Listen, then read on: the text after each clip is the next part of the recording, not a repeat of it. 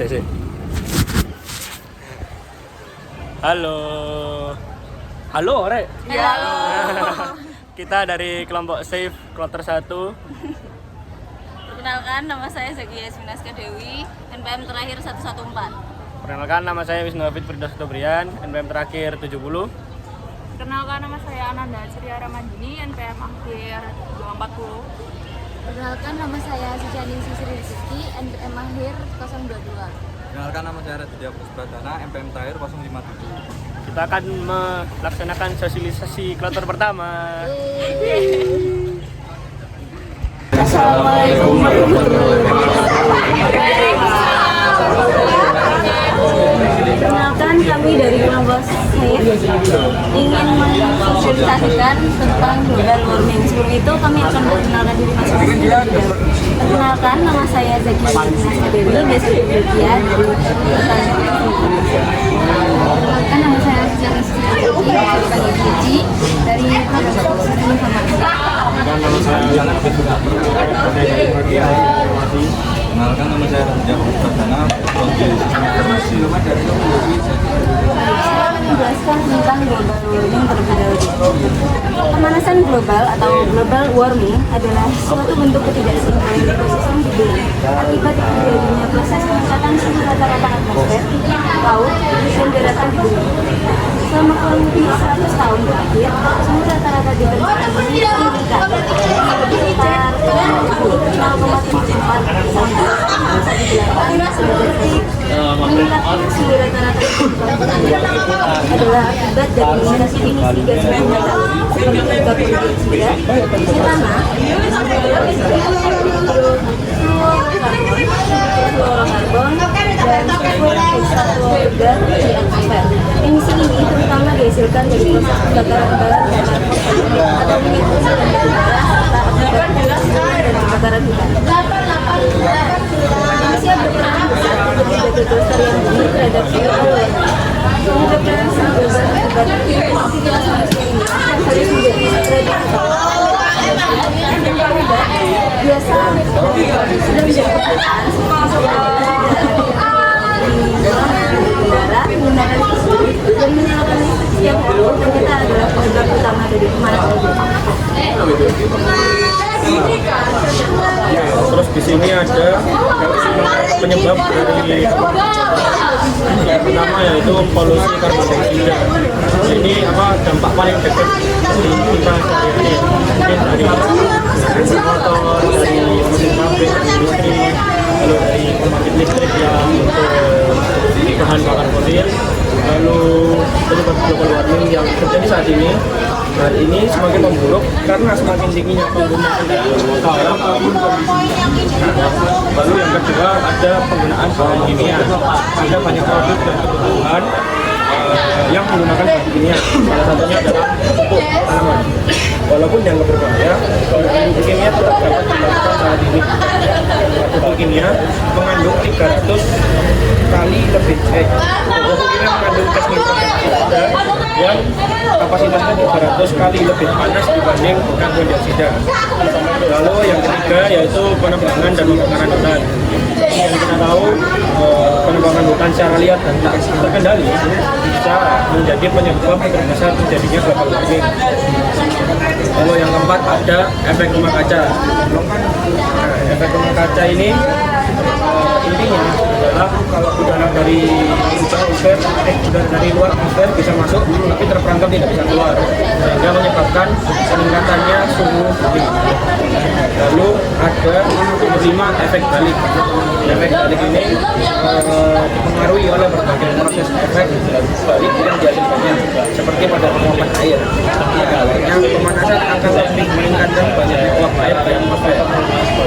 Karena uap air merupakan gas rumah kaca, maka pemanasan akan terus berlanjut sehingga menambah jumlah uap air di udara sehingga tercapai suatu kesetimbangan konsentrasi uap air. Keadaan ini yang menyebabkan efek rumah kaca. Nah, lalu yang keenam ada variasi matahari. Variasi matahari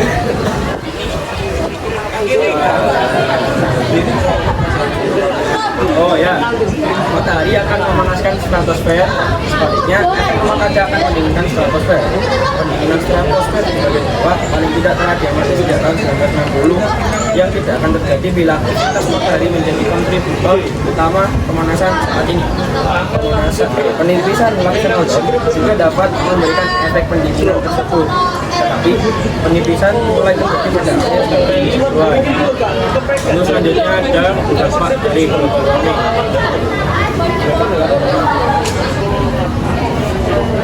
Ada juga dampak dari global warming.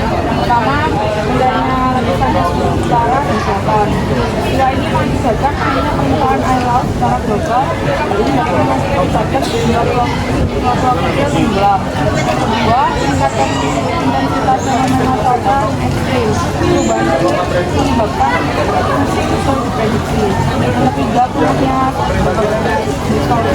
flora dan fauna meningkatkan toleransi terhadap suhu, kelembapan, kadar air, dan sumber makanan. Yang keempat, habitat luas berubah akibat perubahan faktor-faktor suhu, kelembapan, dan produktivitas primer sehingga hewan melakukan migrasi Yang kelima yaitu peningkatan hujan tidak menyebabkan meningkatnya frekuensi dan intensitas banjir. Yang keenam, lapisan ozon menipis. Lapisan ozon merupakan lapisan yang menyelimuti bumi sehingga tidak terkena radiasi langsung dari matahari. Global warming mengakibatkan lapisan ozon ini semakin menipis bahkan rusak. Yang ketujuh yaitu hujan asap. Asap hasil pembakaran batu bara dan minyak akan menghasilkan emisi SO dan nitrogen oksida. Ketika kedua gas tersebut bereaksi di udara, maka akan menghasilkan asam nitrat dan asam sulfat. Yang ke-8 yaitu mengancam kerusakan terumbu karang. Di kawasan segitiga terumbu karang yang ada di 6 negara yaitu Indonesia, Malaysia, Kepulauan Solomon, Papua New Guinea, Timor Leste, dan Filipina dikhawatirkan merusak kehidupan masyarakat lokal yang berada di sekitar. Selanjutnya adalah cara meminimalisasi dampak pemanasan global, yaitu yang pertama konversi lingkungan, melakukan penanaman pohon atau penghijauan di lahan usaha bis, tumbuhan hijau memiliki peran dalam proses fotosintesa.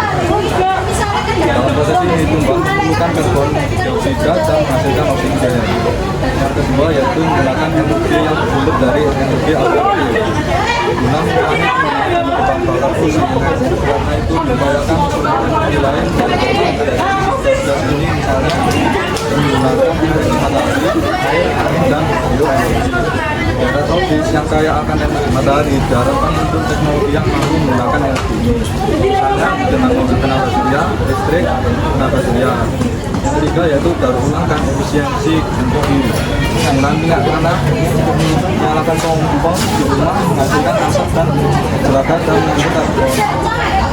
Karena itu sebaiknya diganti dengan gas. Gas menjadi hal yang baik dan perlu dikembangkan misalnya dari sampah organik. Yang keempat yaitu upaya pendidikan kepada masyarakat luas dengan memberikan pemahaman dan penerapan atas prinsip-prinsip supaya bisa yaitu yang pertama dimensi manusia. Manusia berperan sebagai pengguna perusak kelestarian alam, karena itu manusia harus menyadari bahwa ia benar-benar adalah bagian dari alam dan lingkungan yang saling mempengaruhi. Yang kedua yaitu penegakan hukum dan keteladanan. Pelanggaran atas tindakan manusia yang merusak lingkungan harus mendapat ganjaran. Penegakan hukum lingkungan menjadi bagian yang penting guna menjaga kelestarian lingkungan. Yang ketiga yaitu perpaduan. Seluruh elemen masyarakat harus mendukung upaya pelestarian lingkungan dan sumber daya alam serta penegak hukumnya. Upaya ini harus dilakukan secara komprehensif dan lintas sektor. Misalnya untuk mengatasi emisi gas rumah kaca akibat peningkatan jumlah kendaraan secara bersama dengan daerah sekitar. Selanjutnya yaitu mengubah pola pikir dan sikap dan perilaku manusia terhadap alam cepat atau lambat memberi berdampak pada lingkungan hidupnya. Yang selanjutnya yaitu etika lingkungan. Selama masyarakat masih menghormati budaya dan memiliki etika dan nilai moral terhadap lingkungan lainnya. Makasih ya sudah dengerin ini sosialisasi global warming untuk kita. Ya, dari kami. Sekian ya. Assalamualaikum warahmatullahi wabarakatuh. Assalamualaikum warahmatullahi wabarakatuh. Kami dari kelompok SIF Kloter 2 ingin memperkenalkan diri. Perkenalkan, nama saya Arya Kusumanegara, NPM 23820101161. Perkenalkan, nama saya Damaji Sasongko, nomor MPM saya terakhir 230820000102. Perkenalkan, nama saya Ugi Brian Natala, nomor NPM terakhir 184. Halo, perkenalkan nama saya Putra Hikmah Febrian dari NPM terakhir 173. Halo, perkenalkan nama saya Safira Nadita Rahman dengan NPM 230820100151. Halo semua, perkenalkan nama saya Rini Ramani Putri, NPM 230820101067. Assalamualaikum warahmatullahi wabarakatuh. Waalaikumsalam warahmatullahi wabarakatuh. Hari ini kita akan memberikan sosialisasi kepada kalian semua untuk kenalan dulu masing-masing. Aku Dewanti dari Wadimajid. Aku Sabrina dari Wadimajid. Aku Dekari dari Wadimajid. Aku Sakti dari Wadimajid. Nah, karena ini kita juga akan perkenalkan diri dulu. Perkenalkan sebelumnya kami dari kelompok SAFE, program studi sistem informasi. Mulai dari saya dulu, nama saya Sabrina Nadita Rahman. Saya Ugi Brian Natala. Saya Damaji Sasongko. Saya Arya Kusumanegara. Saya Putra Hikmah Febrian. Nah, untuk sosialisasi kali ini bertemakan lingkungan, yaitu global warming. Di sini sebelumnya ada yang pernah dengar nggak sih global warming atau pernah mengerti apa itu global warming? Nah, coba sebutkan apa itu global warming sih, sepengetahuan kalian saja. Global warming itu kayak pemanasan global yang disebabkan oleh ulah manusia. Oh iya, betul sekali. Untuk lebih lanjutnya bisa dijelaskan oleh teman saya. Jadi itu global warming itu adalah fenomena peningkatan suhu rata-rata di dalam kurun waktu 100 tahun terakhir ini. Bumi meningkat pada cepat dengan peningkatan rata-rata 0,6 sampai 0,9 derajat. Bumi terasa semakin panas. Selanjutnya, penyebab dari global warming sendiri kalau di sosialisasi kami satu yaitu polusi karbon dioksida. Polusi karbon dioksida ini contohnya dari kayak proses aktivitas manusia kayak dari kendaraan, mesin, asap itu dari pembangkit listrik yang masih pakai bensin dari fosil-fosil. Nah itu jadi polusi karbon dioksida yang lumayan banyak. Lalu yang kedua ada penggunaan bahan kimia. Salah satu contohnya yang bisa kita cari yaitu penggunaan pupuk kimia. Nah, itu kan dari kimia, bahan kimia, mereka ada mengandung gas nitrogen oksida yang kapasitasnya 300 kali lebih panas dari karbon dioksida biasanya. Lalu yang ketiga ada penebangan dan pembakaran hutan.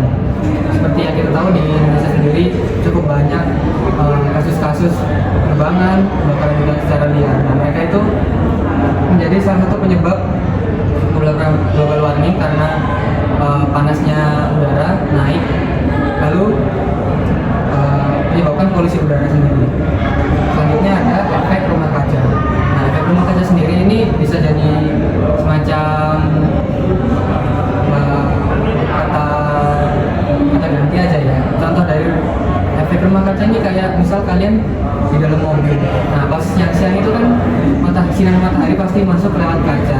Di dalam mobil sendiri jadi panas kan. Nah, kalau misal uapnya itu naik, pasti ada beberapa yang masih di dalam, jadi masih panas kan. Nah, efek rumah kaca sendiri bisa dicontohkan seperti itu, jadi mudah dipahami saja. Next ada efek balik. Nah, efek balik sendiri ini pengaruh juga dari baliknya gas yang dihasilkan oleh luapan air, seperti uap air naik ke atas kan itu masih panas ya. Nah, di atas itu mereka tetap berkumpul di atas dan bisa menjadi kandungan air absolut di udara. Namun kelembapan di atas udara itu tidak konstan, jadi menurutnya sedikit-sedikit masih hangat gitu, kalau sedingin. Next ada variasi matahari. Variasi matahari ini hipotesis bahwa variasi matahari diperkuat dari dari umpan balik dari awan yang dapat memberikan kontribusi dari pemanasan saat ini. Perbedaannya dengan efek rumah kaca sendiri yaitu meningkatnya aktivitas matahari akan memanaskan stratosfer, sebaliknya efek rumah kaca akan mendinginkan stratosfer. Lalu fenomena variasi matahari dikombinasikan dengan aktivitas kayak gunung berapi yang bikin panas. Lalu ya seperti industri-industri juga menambah panas dari tahun 1960 sampai sekarang. Nah, adapun dari dampak dari pemanasan global sendiri. Nah, dampak pemanasan global itu efeknya itu bisa merugikan baik lingkungan dan kita sendiri. Adapun dampak-dampaknya itu yang pertama mencairnya lapisan es di kutub utara dan selatan. Nah, Kak sendiri kan pernah dengar kayak berita peristiwa apa? Runtuhnya gunung es di Antartika, di kutub utara yang di berita-berita itu kan. Itu memang disebabkan naiknya permukaan air disebabkan oleh meningkatnya suhu air laut dan mengakibatkan sejumlah pulau-pulau kecil bergetar. Dan ini dampaknya juga bisa pengaruh ke itu ya, ke Indonesia sendiri. Contohnya Jakarta yang lagi mau tenggelam tahun berapa itu 2030. Kehidupan masyarakatnya itu di daerah pesisir akan terancam. Lalu yang kedua, meningkatnya intensitas fenomena cuaca yang ekstrim. Nah, pemanasan global ini kan itu ya mengakibatkan kadar karbon dioksida tinggi. Nah, perubahan iklim menyebabkan musim sulit diprediksi. Petani tidak dapat memprediksi perkiraan musim tanam akibat musim yang juga tidak menentu. Selanjutnya yaitu penggunaannya berbagai jenis fauna. Fauna fauna memiliki batas toleransi terhadap suhu, kelembapan, kadar air, dan suhu makanan. Kenaikan suhu global menyebabkan terganggunya siklus air, kelembapan udara, terutama pada pertumbuhan tumbuhan sehingga menghambat laju aktivitas primer. Kondisi ini memberikan pengaruh habitat dan kehidupan. Lalu yang keempat ada habitat hewan berubah. Akibat perubahan suhu, kelembapan dan aktivitas primer, sehingga sejumlah hewan melakukan migrasi untuk menemukan habitat baru sesuai. Migrasi burung akan berubah disebabkan perubahan musim, arah, dan kecepatan angin, arus laut yang membawa nutrien dan migrasi ikan. Selanjutnya yaitu ada peningkatan muka air laut, air pasang dan musim hujan yang tidak menentu ini menyebabkan meningkatnya frekuensi dan intensitas hujan. Jadi ketinggian gunung-gunung itu bisa berkurang karena naiknya permukaan air laut yang disebabkan oleh ya, tadi musim hujan yang tidak menentu dan meningkatnya frekuensi hujan. Lalu ada lapisan ozon yang makin menipis. Lapisan ozon itu lapisan yang menyelimuti bumi. Fungsinya yaitu untuk mengurangi sinar ultraviolet yang dipancarkan oleh matahari. Jadi kalau tidak ada atau bolong-bolong gitu sinar lapisan ozonnya dapat menyebabkan penyakit kulit seperti kanker hingga dan lain-lain. Lalu ada hujan asam. Asap hasil pembakaran batu bara dan minyak akan menghasilkan emisi SO dan nitrogen oksida. Kedua gas tersebut bereaksi di udara, maka akan menghasilkan asam nitrat, asam sulfat, yang kemudian akan menyebabkan terjadinya hujan asam. Lalu akan mengancam kerusakan terumbu karang. Di kawasan segitiga terumbu karang yang ada di 6 negara yaitu Indonesia, Malaysia, Solomon, Papua Nugini, Timur Leste, dan Filipina dikhawatirkan dapat merusak kehidupan masyarakat lokal yang berada di sekitarnya. Jadi kalau terumbu karangnya rusak, mungkin ikan-ikan juga akan ikut mati. Jadi mata pencaharian warga sekitar pantai itu akan ikut terancam juga. Yang terakhir adalah bagaimana cara meminimalisasi dampak dari global warming sendiri. Yang pertama adalah konservasi lingkungan. Kenapa kita perlu konservasi lingkungan? Karena tumbuhan sendiri itu dapat menyerap karbon dioksida dan sehingga kita dapat mengurangi dari dampak global warming. Yang kedua adalah menggunakan energi yang bersumber dari energi alternatif. Jadi sebelumnya kita menggunakan seperti batu bara itu yang berasal dari alam sehingga tidak bisa didaur ulang, sehingga kita dapat menggunakan dengan energi alternatif seperti menggunakan panel surya atau kincir angin, kincir air seperti itu. Yang terakhir, yang ketiga adalah daur ulang dan efisiensi energi. Kita ini dapat mengurangi seperti penggunaan gas saat memasak di kompor, kita dapat menggantinya dengan energi biogas. Dan yang terakhir adalah upaya pendidikan kepada masyarakat. Kalau kita mengurangi dampak global warming sendiri itu pasti tidak akan ada dampaknya, sehingga kita perlu mengajak orang lain agar dampak global warming ini dapat diefisiensi. Jadi di sini kita sudah menjelaskan pekerjaan dari global warming, lalu penyebab, dampak-dampak dan cara upaya untuk meminimalisasi global warming.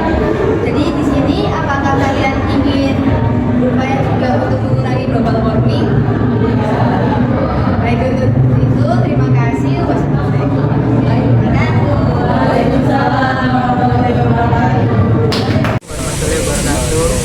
Kami dari kelompok SEF ingin melakukan sosialisasi mengenai global warming kepada audiens kami. Silakan perkenalkan diri. Halo, perkenalkan nama saya Farah Putri Siratikan dari Prodi Bispro. Halo, aku Gimnasia Liza dari Bispa. Langsung aja mulai. Untuk yang pertama, apa sih global warming itu?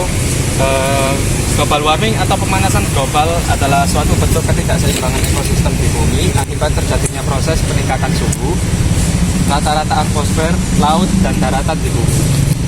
Selama kurang lebih dari 100 tahun terakhir, suhu rata-rata di permukaan bumi telah meningkat 0,74 sampai kurang lebih 0,18 derajat Celcius. Apa saja penyebab global warming sendiri? Di sini ada 6 jenis, yaitu pertama ada polusi karbon dioksida. Untuk karbon dioksida sendiri ini biasanya seperti yang kita tahu banyak dari kendaraan-kendaraan, terus industri yang mengeluarkan asap-asap karbon dioksida. Lalu yang kedua ada penggunaan bahan kimia. Nah, di sini saya punya contoh yaitu penggunaan pupuk tanaman. Biasanya dia menggunakan pupuk buatan ya, yang dari kimia itu mengandung gas nitrooksida yang kapasitas panasnya 300 kali lebih panas dari karbon dioksida. Next ada penebangan dan pembakaran hutan. Seperti kita tahu sendiri di Indonesia udah banyak ya kasus-kasus di Kalimantan, di Sulawesi, contohnya penebangan, pembakaran hutan secara ilegal. Ya. Karena pembakaran sendiri membuat panas dan uap panas itu naik ke atmosfer, itu menyebabkan global warming. Next ada efek rumah kaca. Efek rumah kaca ini bisa divisualisasikan seperti kita kalau di dalam mobil, lalu di pas siang itu kan pasti cahaya matahari masuk ke dalam mobil lewat kaca. Nah, kalau kita buka kacanya pasti panasnya keluar lah, tapi di dalam mobil itu masih ada tersisa karena ketutup itu kan. Nah, itu dari jadi pengaruh sedikit untuk global warming. Next ada efek balik. Dari efek balik ini perumpamaannya itu uapan air. Uap air sendiri kan pasti panas ya, makanya dia naik ke atas. Namun pas di atas itu dia tidak langsung mendingin, jadi masih ada hangat-hangat panas. Nah, itu jadi penyebab juga global warming sendiri. Lalu yang keenam ada variasi matahari. Untuk variasi matahari ini ada hipotesis menyatakan bahwa variasi dari matahari yang diperkuat oleh umpan balik dari awan dapat memberikan kontribusi dalam pemanasan saat ini. Fenomena variasi matahari dikombinasikan dengan aktivitas bumi mungkin dapat memberikan efek pemanasan dari masa-masa dulu sejak tahun 1950 sampai sekarang juga mungkin berefek ya. Next ada apa saja dampak dari global warming. Jadi adanya pemanasan global pasti ada dampak-dampak yang bisa merugikan manusia dan lingkungan juga ya. Yang pertama itu ya pencahayanya lapisan es di Kutub Utara Selatan. Nah, pencahayanya es ini disebabkan oleh kenaikan suhu air laut, jadi mengakibatkan jumlah pulau kecil di daerah pesisir itu naik. Terus yang kedua, meningkatnya intensitas fenomena cuaca ekstrim. Perubahan iklim menyebabkan mesin subduksi. Petani tidak dapat memprediksi perkiraan musim tanam akibat musim yang juga tidak menentu. Hal ini berdampak pada masalah penyediaan pangan bagi penduduk, lapangan kerja, bahkan menimbulkan kriminal akibat tekanan perburuan hidup. Yang ketiga, gunanya berbagai jenis fauna. Pada fauna memiliki batas toleransi dalam suhu, kelembapan, kadar air, dan sumber makanan. Kenaikan suhu global menyebabkan terganggunya air, kelembapan udara, dan berdampak pada tumbuhan sehingga menghambat laju primer. Kondisi mood memberikan pengaruh habitat dan kehidupan fauna. Selanjutnya, habitat hewan berubah.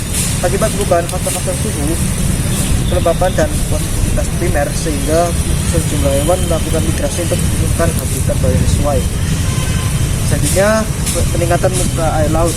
Air pasang dan musim hujan yang tidak menentu menyebabkan meningkatnya frekuensi dan intensitas banjir.